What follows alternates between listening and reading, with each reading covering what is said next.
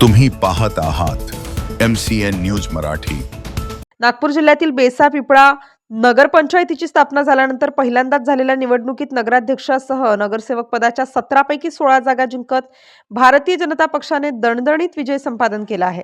नगराध्यक्ष पदाच्या निवडणुकीत भाजपच्या कीर्ती धनराज बडोले यांनी 11,535 मते प्राप्त करीत काँग्रेसच्या सुप्रिया राष्ट्रपाल पाटील यांच्यावर 6,432 मतांनी विजय मिळवला। बेसा पिपळा नगरपंचायतीचे नगराध्यक्ष पद अनुसूचित जाती महिला प्रवर्गासाठी राखीव होते। या जागेसाठी भाजपसह एकूण 7 उमेदवार रिंगणात होते। त्यात कीर्ती बडोले यांनी बाजी मारली। एकूण 17 प्रभाग असलेल्या बेसा पिपळा नगरपंचायतच्या बेसा नगरपंचायतीच्या निवडणुकीत विजय मिळवल्यानंतर समर्थकासह भाजपच्या कीर्ती बडोले यांनी आनंद साजरा केला।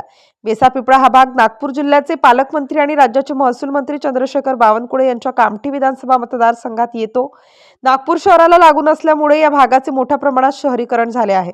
बेसा पिपळा नगर परिषदेच्या नगराध्यक्ष पदाच्या निवडणुकीत भारतीय जनता पार्टीच्या उमेदवार कीर्ती बडोले यांनी दणदणीत विजय मिळवत इतिहास रचला।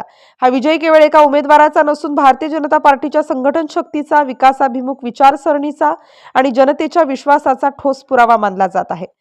भाजपाने स्थानिक पातळीवर राबवलेल्या जनसंपर्क, सुयोग्य नियोजन आणि कार्यकर्त्यांच्या एकजुटीमुळे हा निर्णायक निकाल लागल्याच्या प्रतिक्रिया भाजपाकडून देण्यात आल्या आहेत।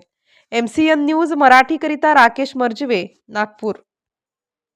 मागील ग्रामपंचायतचा सदस्य होतो आणि सदस्य असताना मी बरेच काही कामं केलेली आहे आणि काही विकासाचे कामं आहेत। माननीय बावनकुळे साहेबांनी इथे जास्तीत जास्त आणि भरघोस असा निधी दिलेला आहे आणि त्या कामाच्या भरोशावर माननीय चंद्रशेखर बावनकुळेजीच्या यांच्या भरोशावर आणि सगळ्यांचा विश्वास, सगळ्यांचा आशीर्वाद यांच्यामुळे आज मी निवडून आलेलो आहे भरगच्च मतांनी। जे राहिलेले कामं आहे त्याचा पाठपुरावा घेऊन सगळे कामं पूर्ण करण्याचा निश्चय मी घेतलेला आहे आणि ते मी पूर्ण करणार आहे। बावनकुळे साहेबांनी 2014 पासून इथे निवडून आलेले आहेत। बावनकुळे साहेब इथे गेले 15 वर्ष आमदार आहेत आणि त्याच्याच भरोशावर आमदार इथून निवडून आले, त्यामुळे ते पालकमंत्री झाले, ऊर्जा मंत्री झाले आणि आता महसूल मंत्री सुद्धा आहे राज्याचे। तर त्याच्यामुळे त्यांचं या भागावर विशेष प्रेम आहे आणि त्यांच्यामुळे ते इथे भरघोस आपले पैसे देतात आणि त्यामुळे इथे भरपूर विकास कामं होतात। तर त्याच्याचमुळे इथे सगळे विकास कामं होत आहे। वाटत आहे निवडून आले, सगळ्यांचा विश्वास होता किंवा अविनाश भाऊ निवडून यायला पाहिजे, त्यांनी भरपूर कामं पण केलेली आहे।